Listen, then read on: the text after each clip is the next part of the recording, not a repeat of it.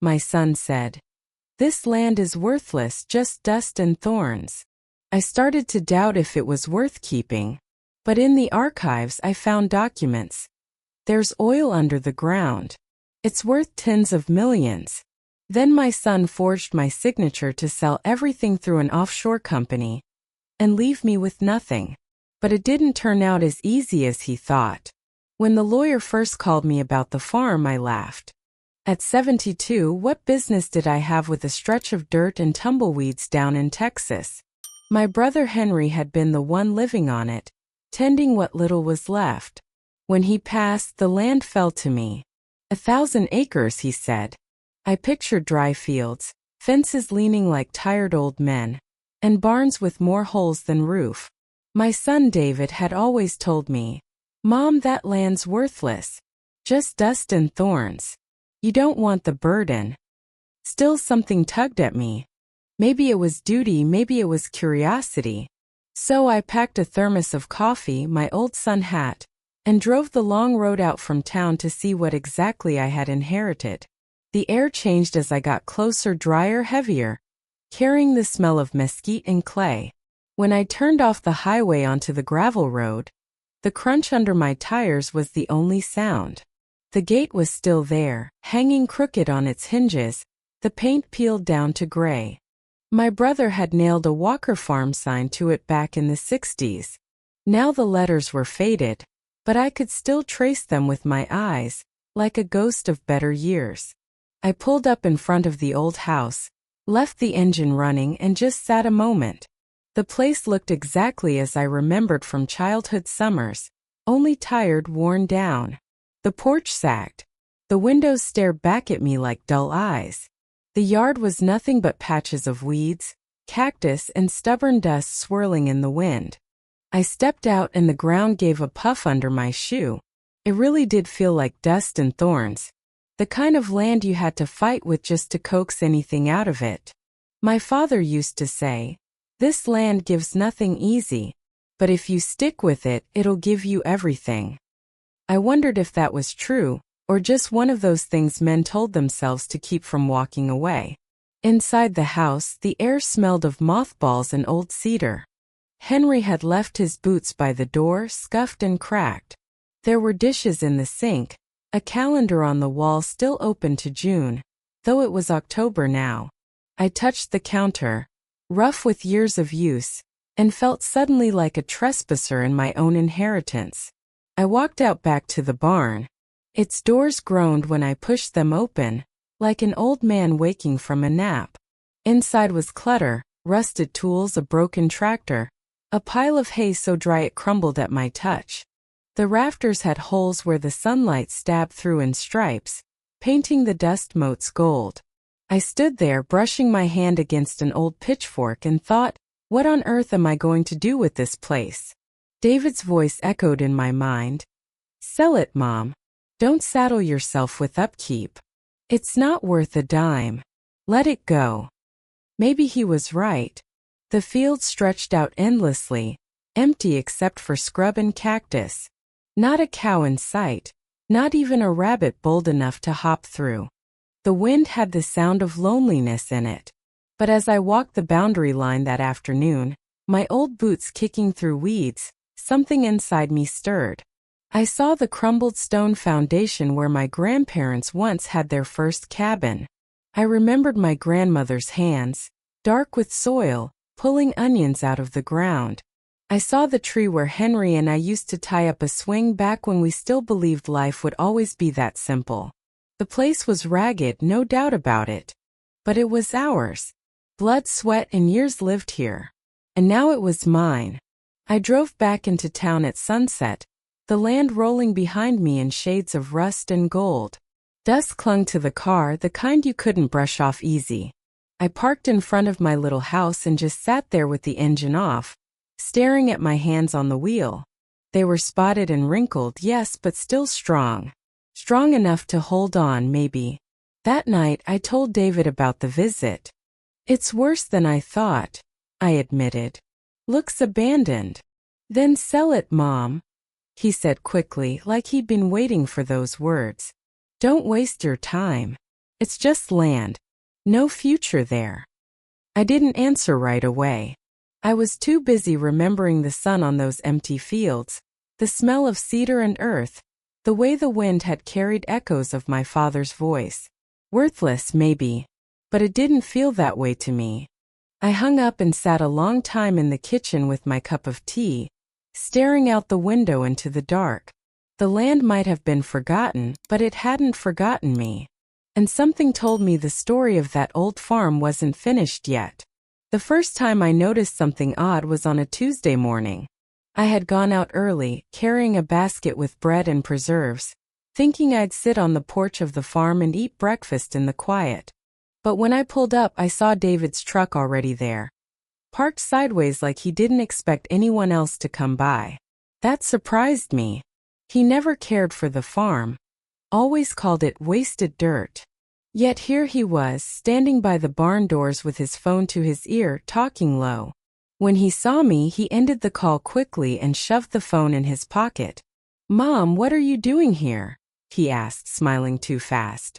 "Well, it's mine, isn't it?" I answered, holding up my basket. "Figured I'd spend the morning here." His eyes flicked toward the barn before he nodded. "Sure, but there's nothing much to see. Just junk. I've been cleaning up." I let it go. Maybe he was helping. Maybe he felt guilty for telling me to sell, and now wanted to pitch in. Still, when I walked toward the barn, he stepped in front of the door. "Not in there, Mom. Dangerous. Floorboards are rotten." I looked at the door, then at him. His face was calm, but his hands kept tapping against his thighs. He had a nervous habit of doing that since he was a boy. I didn't press him then. I just nodded and went back toward the house, pretending not to notice. But something in my gut shifted. 2 days later, I drove back again, this time unannounced. His truck wasn't there. I thought I might finally peek inside the barn. But when I reached the doors, I saw a new padlock hanging on the latch. Shiny brass, brand new. My brother's old lock had been rusted nearly shut for years. You could snap it with a hammer. I tried the handle, rattled it, but the lock held firm. My heart gave a little thud. Why would David lock up an empty barn? When he stopped by my house that evening, I asked him. "Oh, that," he said casually, spooning sugar into his coffee. "Had to keep the roof from collapsing. Dangerous inside. Don't want you getting hurt."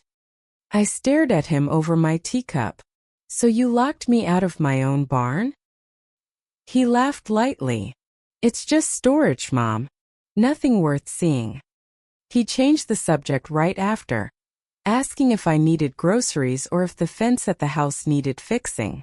I let him talk, but the thought gnawed at me. He'd been there more often these past weeks, sometimes early in the morning, sometimes at dusk.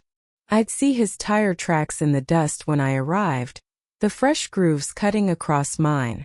One Sunday afternoon, I asked him straight out, "What do you keep doing out at the farm?" He shrugged. "Making sure no trespassers wander in. You know how kids like to poke around old places." But I'd lived 72 years, and I knew the sound of a lie when I heard one. A week later, I decided to test him.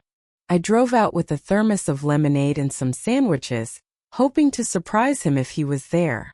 Sure enough, I saw his truck by the barn again. This time, I didn't announce myself right away. I parked behind the mesquite trees and walked carefully through the weeds until I had a clear view. He wasn't on the phone this time. He was talking with 2 other men, strangers, standing right outside the barn. One of them held a clipboard. David pointed toward the back field. Then the men nodded like they understood something important. I stepped on a twig, and it snapped loud enough to turn heads. David spotted me immediately, waved the men off, and hurried over.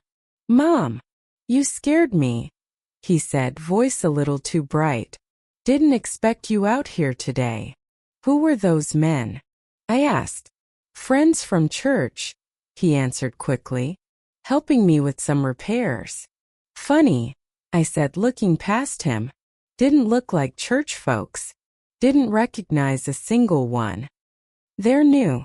You wouldn't know them." He guided me back to my car, his hand on my elbow, gentle but firm like he wanted me gone. My sandwich basket felt heavy in my arms, useless. That night I lay awake staring at the ceiling fan, listening to it click as it turned. I told myself maybe he was really fixing things, maybe he wanted to surprise me with repairs. But that lock on the barn door, those men with clipboards, his quick lies. No, something wasn't right. For the first time I felt uneasy about the farm, not because of its emptiness, but because of what I didn't know. And I had a growing suspicion that my own son was keeping secrets on my land. It was late October when I saw them for the first time. I had driven out to the farm with a basket of pecans I'd shelled the night before. Thought I might sit under the old oak tree and crack a few more. Maybe watch the sun dip down over the dry fields. But when I turned down the gravel road, my headlights caught something unusual. 2 shiny black SUVs parked right by the house. Big ones, the kind you don't see much in our little Texas town.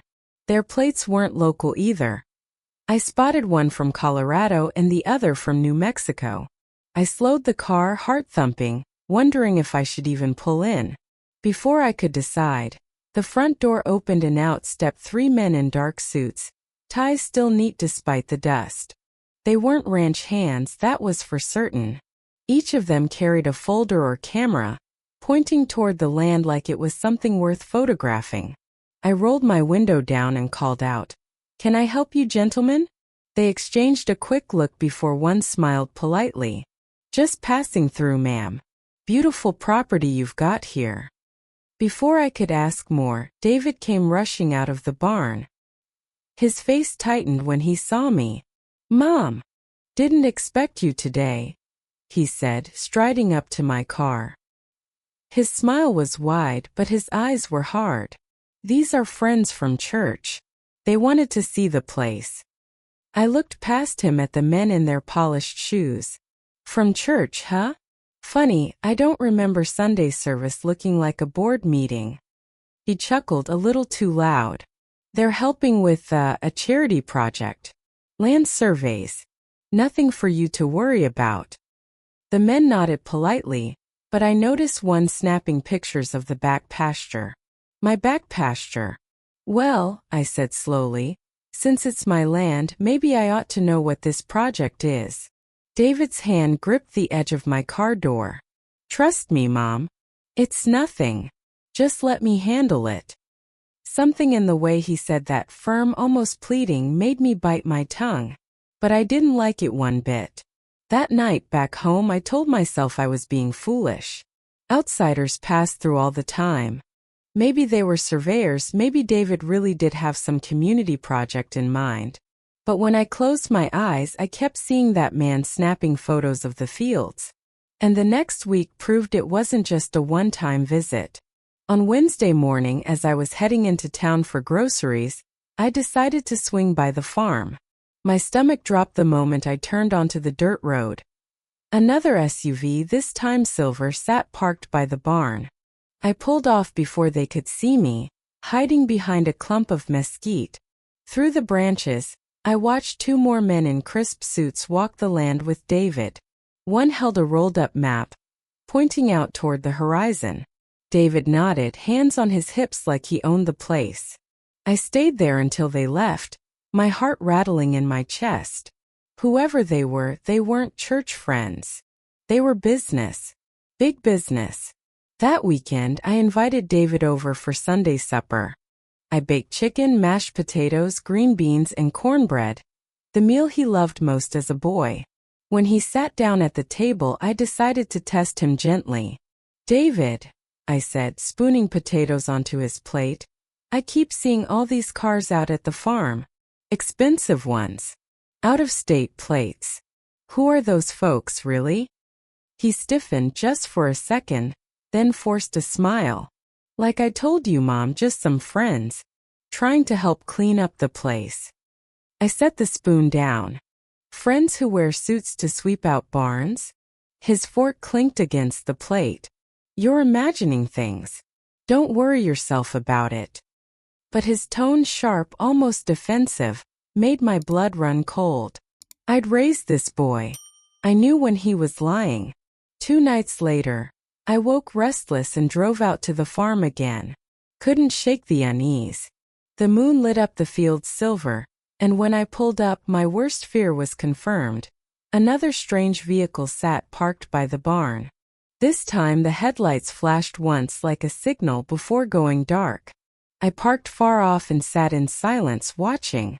Men stepped out, briefcases in hand, heading straight inside the locked barn. Something was going on out there. Something David didn't want me to see. I sat gripping the steering wheel until my knuckles ached. The farm I'd inherited, the one he swore was worthless, was suddenly attracting men in suits from 2 states away. And the more he tried to hide it, the more certain I became. My son was lying straight to my face. It happened on a rainy afternoon. The kind of Texas rain that comes hard and fast, drumming the roof like 1,000 fists. I couldn't get out to the farm that day, so I busied myself at home, sorting through the boxes Henry had left me. He never threw much away, and I figured maybe I'd find an old family photo or some keepsake worth holding on to. The box was filled with the usual feed store receipts, old catalogs, handwritten notes in his rough scrawl. I almost gave up when I found a stiff manila envelope tucked between 2 yellowed newspapers. My name wasn't on it, but curiosity got the better of me. I slid the papers out and unfolded a letter dated nearly 10 years ago. At the top was the name of an oil company I recognized, one that had drilled wells all across Texas. My breath caught. The letter was an offer, plain and clear. They wanted to lease the mineral rights to the farm for exploratory drilling. The numbers on the page made my hands tremble. Even 10 years ago, it would have been a fortune. I sat back in my chair, the paper crackling in my grip. Why hadn't Henry mentioned this? More importantly, why hadn't David? I shuffled through the rest of the envelope. There were more letters, some with company logos, some with maps. All addressed to Henry. All about drilling, seismic surveys, possible reserves beneath the land. My pulse quickened. This wasn't worthless dust at all. This was oil country. I pushed my glasses up and read one line twice just to be sure. Your property sits atop a promising geological formation. Promising. That word burned into me.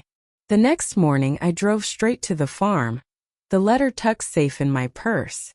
I wanted to see the land with new eyes, to picture what might lie under the ground I'd thought was empty. David's truck was already there. He was by the barn again, talking with a man I hadn't seen before, short, heavy-set, with a hard hat in his hands. They both froze when they saw me.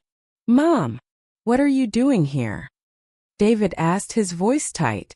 "Checking on my farm," I said evenly, patting my purse where the letter rested.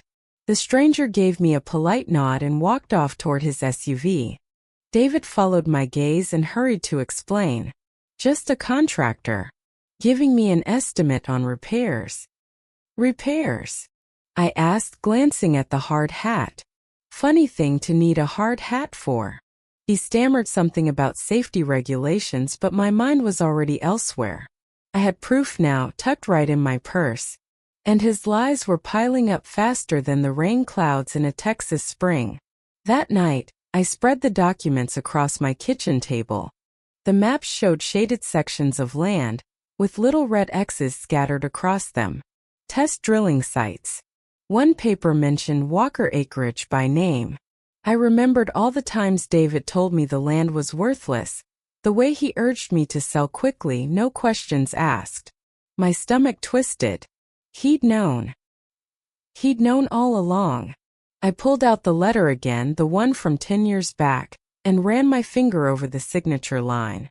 Henry must have kept it hidden, maybe to think it over, maybe to protect the family. But now he was gone, and my son had taken up where the letters left off.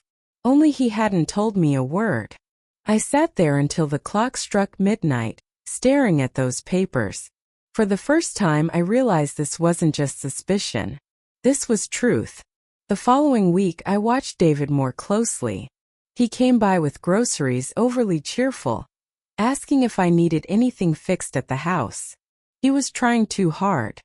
At one point he said, "Mom, maybe you should think about letting me handle the farm business. It's a lot for you at your age." I nearly laughed.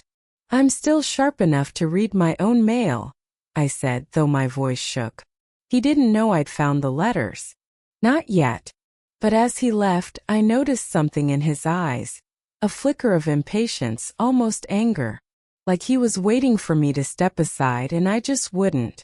That Sunday after church I ran into my neighbor Earl. He was an old farmer, always keeping his ear to the ground. I asked if he'd seen any strangers near my land.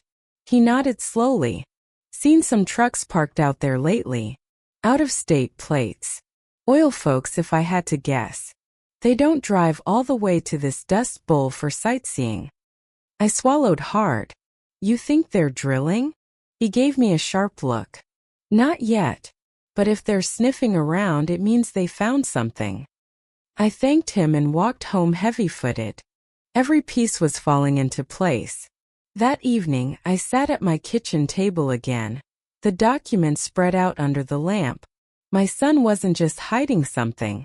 He was hiding the truth about our family's land, about its worth, about what it could mean for me, for all of us. But instead of excitement, I felt a slow, deep ache. Because the one person I should have trusted most had been lying to me, smiling while he did it. And now that I knew the truth, there was no going back. The phone rang just after breakfast. I almost didn't answer. Thought it might be another telemarketer asking about my car warranty. But the voice on the other end wasn't a stranger's. It was a lawyer from Houston, one I'd never heard of before. "Mrs. Walker," he said briskly, "I'm calling to confirm the details of your property transfer. We'll need your signature on the final sale agreement this week. Offshore entity Sunland Holdings. Your son authorized the documents on your behalf." My fork slipped from my hand, clattering against the plate. "Excuse me? What sale? What agreement?" The man sounded surprised. "Why, the sale of your farm. The signatures are already here. I assumed you were aware." My chest tightened. "Sir, I haven't signed a thing." There was a pause, then the rustle of papers. "It's your name on the contract. Your signature." I gripped the phone so hard my knuckles went white. "I want a copy of those papers. Now." By afternoon, a courier delivered a thick envelope. I sat at the kitchen table, hands trembling, and pulled out the documents. There it was, my name, my signature scrawled across the lines. But it wasn't mine. The letters curved too neat, too smooth. I'd spent my life writing grocery lists and church notes with a shaky hand. This signature was bold, confident. It looked like me, but it wasn't. Page after page spelled out the same thing. The land was being sold to an offshore company, and every cent of it would funnel through accounts I didn't recognize. My name was there only as a formality, like I had willingly given it away. I sat frozen, my heart pounding so loud I could hear it in my ears. My son had done this. My own David. When he came by that evening, carrying a sack of groceries like nothing was wrong, I confronted him. "David," I said, holding the papers up. "Explain this." For a split second his face faltered. Eyes flickering, mouth tightening. Then he smiled, that easy smile of his. "Oh, Mom, you're worrying over nothing. It's just paperwork. Technicalities." "This isn't nothing," I said, my voice shaking. "It's forgery. My name, my signature. You tried to sell the farm." He set the groceries down hard on the counter. "Listen, Mom, you don't understand how complicated this is. I'm doing what's best for us. For the family." "No," I whispered. "You're doing what's best for you." Something dark passed across his face then, something I hadn't seen since he was a boy caught lying about a broken window. Only now he didn't look ashamed. He looked cornered. "You'll thank me when it's over," he snapped. "That land is a mess. You wouldn't know what to do with the money anyway. This way I take care of it." I don't need you to take care of it, I said, clutching the papers like a shield. It's mine. For a long moment we stared at each other in silence. Then he grabbed his coat and stormed out, the door slamming so hard the windows rattled. After he left, I sank into the chair, tears burning behind my eyes. I should have been angry, and I was. But underneath the anger was something worse, grief. A grief deeper than death. Because the boy I raised, the one I held through fevers and scraped knees, had tried to steal from me. That night I couldn't sleep. Every time I closed my eyes, I saw that forged signature staring back at me, mocking me. My name, my very self, taken from me. I thought of Henry, my brother, who'd held on to this land even when it gave him nothing but dust. I thought of my father who once told me, "The land is your backbone. Lose it and you'll bend to anyone." I wouldn't bend. Not now. The next morning I drove into town and walked into a law office I'd passed 100 times but never entered. The receptionist looked up, startled by the sight of me clutching a stack of papers. "I need to speak to someone," I said firmly. "Right now." They ushered me into a small room, where a young lawyer flipped through the documents. His brow furrowed deeper with every page. "Mrs. Walker," he said at last, "this is serious. If this sale had gone through, you'd have lost everything. Whoever signed this did so without your consent. It's fraud." "My son," I whispered. "It was my son." The lawyer's eyes softened, but his tone stayed steady. "Then we'll stop him. But we have very little time. The sale is scheduled to finalize within days." Days. That word hit me like a slap. I had only days to save the farm, to save my name. I left the office clutching the papers to my chest, my legs weak but my resolve stronger than ever. I had spent a lifetime loving my family, forgiving their flaws, believing the best of them. But now the mask had fallen. And I was staring at the cruel truth. My own son had tried to erase me for money. That was the moment something inside me hardened. I might have been 72, but I wasn't helpless. They thought they could trick me, push me aside, steal my land out from under me. They were wrong. The morning after I learned the truth, I stood in front of the mirror and hardly recognized myself. My hair was messy from a sleepless night, and my eyes were red, but there was a fierceness in them I hadn't seen in years. Maybe not since I was a young widow, fighting to keep food on the table with 2 children tugging at my skirts. That fight was back in me now. The farm was mine. The land was mine. And if David thought he could trick me into handing it over, he was going to find out that his mother wasn't so easy to bury. I gathered every scrap of paper I had from Henry's boxes and the folder from the Houston lawyer. Letters, maps, receipts, anything that might matter. I spread them across my dining table and went through them one by one, my fingers steady even when my heart was racing. By afternoon, I drove into town to meet with the young lawyer I'd spoken to before. His office was small, tucked between the hardware store and the feed shop, but he had the sharp eyes of someone who liked puzzles. "Mrs. Walker," he said, motioning me in. "Please sit. I've reviewed the documents you left yesterday."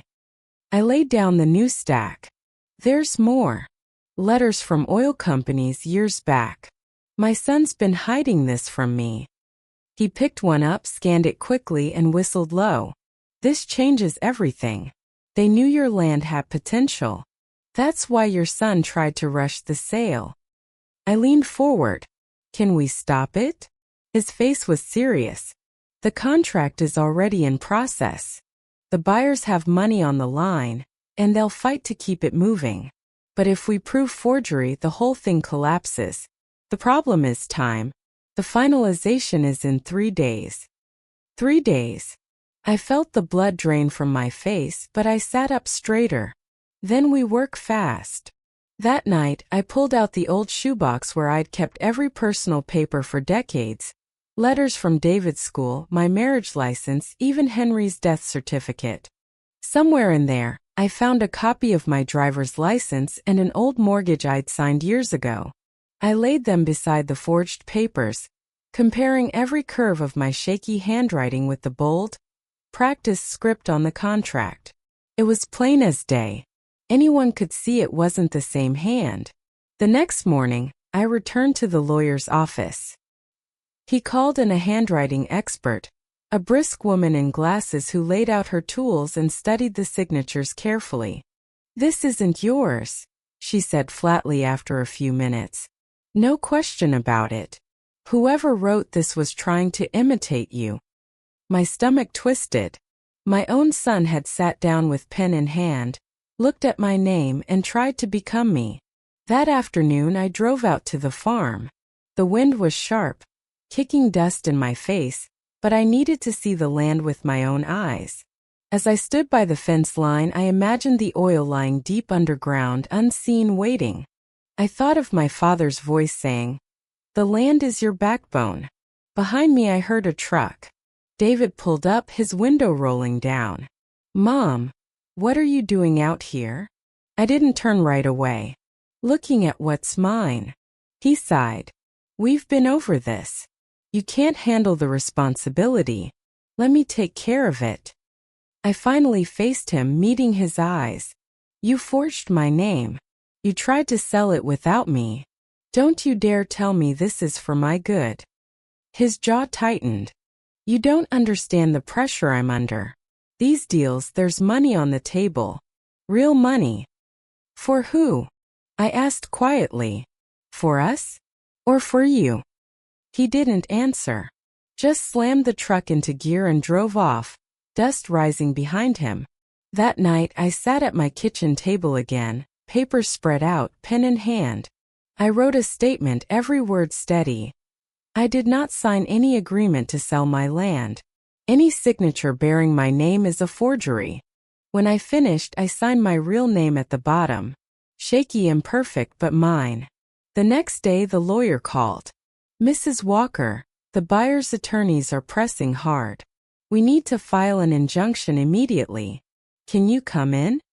I grabbed my purse, tucked the statement inside, and drove into town with a determination I hadn't felt in years. I wasn't just an old woman anymore. I was a landowner, a fighter, and a mother who refused to be erased. We filed the injunction that afternoon. The lawyer explained the process, how it would pause the sale, how it would give us room to present evidence. I didn't understand every word, but I understood the heart of it. The fight had begun. That evening, as the sun dipped low and painted the fields gold, I sat on my porch with a cup of tea. I thought of Henry, of my parents, of every calloused hand that had worked that land before me. They hadn't kept it alive all those years just for me to hand it away in silence. David had betrayed me. That wound cut deeper than anything. But I wasn't going to let his greed bury me. I might have been 72, but I still knew how to stand my ground. And this time I was ready to fight. The day after we filed the injunction, I decided to drive out to the farm again. I couldn't sit still. My hands needed to touch the soil, to remind myself what I was fighting for. As I pulled up to the gate, I noticed Earl's old pickup parked on the other side of the fence. Earl had been our neighbor for as long as I could remember. A wiry man in his late 70s with skin weathered like saddle leather. He had a way of seeing more than he let on. He waved me over. "Well, look who finally decided to check on her land," he said, spitting into the dirt. "Haven't seen you out here in years, darlin'." I smiled faintly. "Haven't had much reason to. But it seems my son's been keeping plenty of reasons from me." His brow furrowed. "Ah, so you found out then?" "Found out what?" I asked carefully. He leaned against the fence, lowering his voice. "About the geologists. They were out here last spring. I seen 'em with my own eyes. Big trucks, fancy equipment. Drilled samples right on your land. Your boy was here every day, showing 'em where to dig." My chest tightened. "You're sure of this, Earl?" He nodded. "Sure as the sunrise. I even asked one of 'em what they were doing." Man just smiled and said they were surveying for future opportunities. I know oilmen when I see 'em. I gripped the fence rail, my knuckles white. David never told me a word. Course he didn't, Earl said, his eyes narrowing. They don't want the owner to know until the papers are signed. Easier that way. But I figured you had a right. You always did have more grit than most. I stood there a long moment, the wind tugging at my hair, my stomach swirling. Pieces were falling together now, the SUVs, the locked barn, the forged signature. David wasn't just dabbling with outsiders. He'd been working with them for months, maybe longer. And worse, he'd already started taking money. Earl, I said quietly, did you see anything else? Anything unusual? He spat again, then nodded. Saw envelopes. Thick ones. He wasn't too careful, your boy. Got 'em handed right into his truck by one of them suit fellas. And I swear I heard him mention advance payments. Advance payments. My knees went weak. That meant David wasn't just planning to sell. He'd already been paid to make it happen.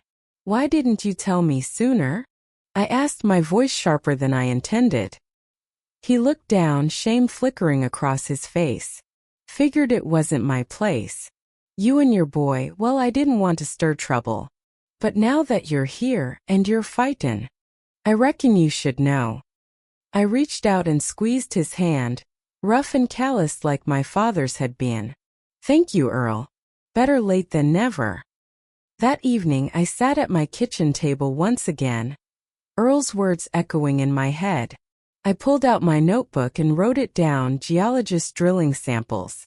David present. Advance payments made. Proof was stacking higher. I just needed to gather it all before the deadline. The lawyer had told me. Every detail helps. Witnesses, documents, even rumors. The court cares about patterns. I thought about Earl's lined face, the way he'd looked almost guilty for not telling me sooner. But he was willing to speak now. And maybe his voice could be the one thing that tipped the balance. Later that night, David came by unannounced. He walked in like he owned the place, setting his keys on the counter. Mom, he said, trying for calm. I heard you've been talking to lawyers. That's a mistake. I looked up from my papers. The mistake was you forging my name. His jaw tightened. You don't get it. This isn't about you anymore. This is about securing a future for the family. Oil money changes everything. I stood, my chair scraping back. Oil money's already changed you, David. I talked to Earl. He saw the geologists. He saw the payments. Don't you lie to me again. For the first time, his composure cracked. His eyes flickered. His mouth opened and shut. Then he turned away. You shouldn't have gone to Earl, he muttered. My voice was steady. I'll go to whoever I need. I'm not letting you steal what doesn't belong to you. He slammed his hand on the counter. It belongs to me too. I'm your son. I felt my throat tighten, but I forced the words out. You stopped being my son the moment you chose greed over family. Silence hung heavy between us. Then he grabbed his keys and left, the door rattling behind him. I sank into the chair, trembling. I didn't want to speak to him that way, didn't want it to come to this. But the truth was plain. The boy I raised was gone, swallowed up by greed. All I had left now was the farm, and the will to fight for it. The next morning I called my lawyer. I have a witness, I said firmly. My neighbor. He saw everything. And he's willing to testify. There was a pause, then his voice brightened. That's exactly what we need, Mrs. Walker. Keep him close. This could change the case. I hung up, staring out the window at the rising sun. The land was still out there, waiting. Dry, stubborn, full of secrets, but still mine. And now I had more than suspicion. I had the truth. It was a Thursday evening when I finally decided to face David head-on. I'd been turning it over in my mind for days. The papers spread across my kitchen table like a battlefield map. Earl's testimony gave me courage, but more than that, it gave me anger. Enough anger to stop hiding behind politeness. I called him and said simply, "Come by the house. We need to talk." He arrived with a cautious smile, the kind that never reached his eyes anymore. He set his phone on the counter, screen down, and leaned against the fridge like he was the one doing me a favor. "What's this about, Mom?" he asked, too casual. I didn't waste time. I laid the forged contract on the table between us. "It's about this." For a moment, silence. He didn't reach for the papers, didn't even blink. Just stared at me. Then he laughed softly, shaking his head. "You really don't understand how the world works, do you?" My hands clenched on the table edge. "I understand enough. You forged my name. You tried to sell my land behind my back. And you've already been taking money." Earl saw it with his own eyes. That got him. His jaw tightened, his smile vanished. Earl should mind his own business. "And you," I said, my voice sharp now, "should remember whose land this is." Something in him snapped. He slammed his fist down on the table so hard the papers jumped. "I'm saving this family from poverty, Mom. You think I want to grovel my whole life scraping by like Dad did? No. This is our chance. My chance." I flinched at the sound but didn't back down. "Don't you dare drag your father into this. He worked honest. He never lied, never stole. What you're doing, it isn't about family. It's about you." His face reddened, his chest heaving. For a long time he didn't speak. Finally he said, quieter but darker, "You're standing in the way. If you just signed, this would all be over." My heart ached at the words. My boy, my only son, looking at me not as his mother, but as an obstacle. Problem to solve. I stood, gathering the papers and tucking them back into my folder. "I will never sign," I said, steady as I could. "Not for you, not for anyone. This land isn't yours to give away." His eyes burned, but he didn't answer. He grabbed his phone, shoved it in his pocket and stalked out, the door rattling behind him. The house was quiet again, but I could still feel his anger clinging to the walls. I sank into my chair, shaking, and pressed a hand to my chest. It wasn't just betrayal anymore. It was war. The next morning I drove out to the farm. The air was hot and still, the sky low and heavy. I walked the boundary fence, touching each weathered post, reminding myself, "This is mine. My father's, my brother's, mine." I thought of David's words, "You're standing in the way." And I realized he was right. I was in the way of his greed. But I'd rather die standing in the way than live watching him steal everything our family built. That night, I pulled Henry's old desk key from my jewelry box and unlocked the office drawer where he'd kept important things. I hadn't touched it since he passed, but now I had to. Somewhere deep down I hoped there might be something, anything, that could help me hold the line. And when I opened the drawer and found that yellowed lease contract, stamped and signed, my breath caught. It was exactly what I needed. My secret weapon. I sat at Henry's old desk with that yellowed contract in my hands, my heart pounding like I just unearthed treasure. The paper was stiff, the ink faded, but the words were clear. No transfer, sale, or lease of Walker property without the express approval of the living heir. Signed in person before a certified notary. My brother must have drafted it years ago, after the oilmen first came sniffing around. He must have known one day someone would try to cheat us. Bless him, he'd given me the one tool I needed. I folded the contract carefully, slid it into a plastic sleeve, and tucked it into my purse. For the first time in weeks I slept soundly. The next morning I called my lawyer. "I found something," I said, my voice trembling with both nerves and excitement. "A lease contract from Henry's files. It blocks any sale without my personal approval." He whistled low when I brought it to him. "This is ironclad, Mrs. Walker. If this holds up, no one can push the sale through, not even your son." I nodded, my throat tight. "Then it stays with me. No one else sees it until the time is right." "Smart," he said. Hold it close. You'll need it. Meanwhile, David kept circling. He came by twice that week, trying to soften his tone. He brought me flowers once, groceries the next time, like he thought he could butter me up. "Mom," he said one evening, setting a bouquet of daisies on my counter, "you know I'm only doing this for us. Imagine what a few million could mean. You wouldn't have to worry again." I looked at him, the boy I raised, the man he'd become. "I'm not worried, David. I never was. You're the one chasing money like it'll fix what's broken inside you." He winced, his smile fading. "That's not fair." "Neither is stealing from your own mother," I said. His jaw clenched, and just like that, the softness was gone. "This deal is happening whether you like it or not," he snapped. I stayed calm. "We'll see." The following Sunday, I drove out to the farm with my Bible and a folding chair. I set myself down under the oak tree and read aloud to the empty fields. It might have seemed foolish, but I needed the land to hear my promise. "I'll protect you," I whispered into the wind. "No one will take you as long as I'm alive." I believed Henry was listening too. That thought gave me strength. By Tuesday, word reached me through Earl. The investors were planning a big meeting Friday evening, right in town, to finalize the deal. My son would be there. So would the men in suits.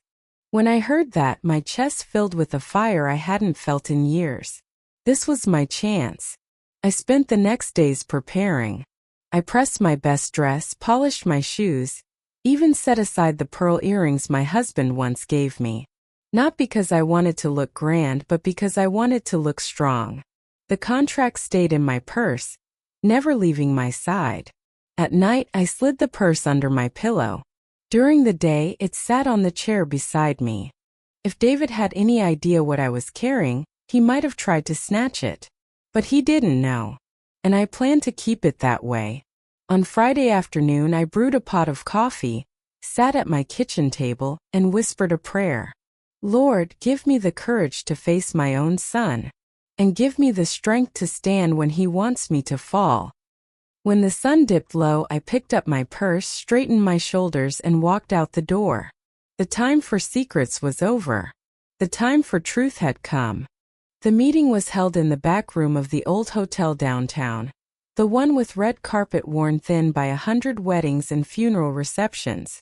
I walked in slow but steady, purse tucked tight under my arm. The air was thick with cigar smoke and the low hum of men talking business. David was there, standing tall at the end of a long table. His suit was too new, his tie too bright. He looked like a boy playing dress-up. When his eyes met mine, his face froze. "Mom," he said sharply, "what are you doing here?" I stepped further inside, nodding politely at the men in suits. "This is my land," I said. "And I'm here because you all are talking about selling it." A lawyer at the table cleared his throat. "Mrs. Walker, we've already secured your approval." "No," I interrupted, my voice firm. "You secured a forgery. My name written by someone else's hand." A murmur rippled through the room. David's face went red. "Mom, don't embarrass yourself. These men have traveled a long way. The deal is nearly done."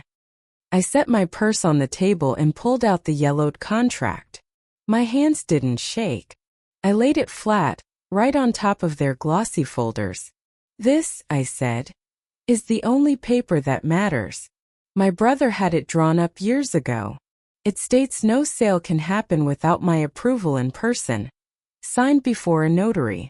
Which means every single page you've passed around is worthless." The room went still. One of the investors leaned forward, squinting at the old contract. He flipped a page, then another, his jaw tightening. Finally, he looked up at David. "Is this true?" David sputtered. "It's old. It's outdated. She doesn't understand." But the lawyer at his side cut him off. "If this contract is valid, then the sale cannot proceed. Not without Mrs. Walker's consent." I folded my arms. "Which I do not give. Not now. Not ever." The investors began gathering their papers, their voices clipped, their faces sour. One muttered about wasted time. Another said, "We'll be in touch if circumstances change." Within minutes, the room was empty except for me and David.